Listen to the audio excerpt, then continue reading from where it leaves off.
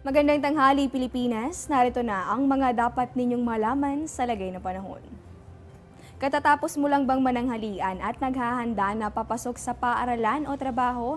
Naku, make sure na mabibit-bit mo ang iyong payong dahil bagamat wala po tayong bagyo sa ngayon, habagat o southwest monsoon itong nagdudulot ng mga pag-ulan. Ayon po sa Pag-asa, dominante yan, partikular na po dito sa may kanlurang bahagi nitong Luzon. Sa mga susunod na oras, inaasahan po nating magpapaulan yan dito sa may bahagi nitong Ilocos Region hanggang dito sa may probinsya nitong Zambales at sa Bataan. Occasional rains naman o mga paminsanang pag-ulan yung dapat paghandaan ng mga kababayan natin. Dito po yan sa natitirang bahagi nitong Central Luzon. Dagdag pa po ng Pag-asa, maulap na kalangitan na may kasamang mahihina hanggang sa katamtamang pag-ulan naman yung iiral. Dito sa atin sa Metro Manila hanggang dito po yan sa nalalabing bahagi nitong Luzon. At ayon pa nga sa Pag-asa, dito naman sa bahagi nitong Visayas hanggang dito sa Mindanao, inaasahan natin yung generally fair weather condition. Ang ibig sabihin po niya, bahagya hanggang sa maulap na kalangitan yung iiral pero posible pa rin yung mga pulo-pulong pag-ulan o pagkidlat at pagkulog.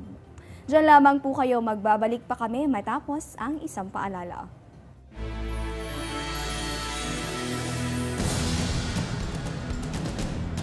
Mga dapat dalhin ngayong panahon ng tag-ulan. Laging magbitbit ng payong at raincoat.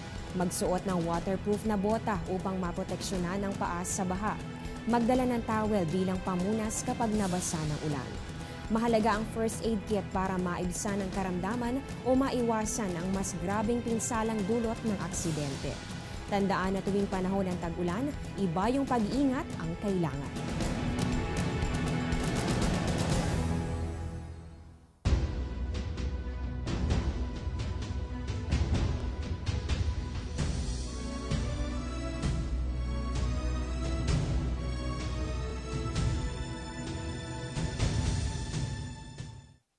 Balita naman sa labas ng bansa, malawak ang problema ngayon sa Stuart, Florida, itong pagdami ng algae sa Martha River.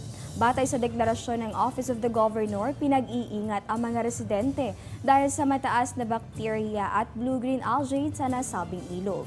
Pahirapan naman itong pagdaan sa nasabing ilog dahil habang naapektuhan na rin ang turismo, bukod pa yan sa mabahong amoy sa nasabing ilog. Sa ngayon, inaalam na ang sanhi nito at mga posibleng hakbang para malabanan ang pagdami nito. At yan po muna ang latest mula rito sa Pag-asa DOST. Ito po ang Panahon TV kung saan walang pinipiling panahon ang pagbibigay impormasyon. Ako po si Desiree Jonio. Magandang tanghali po sa inyong lahat.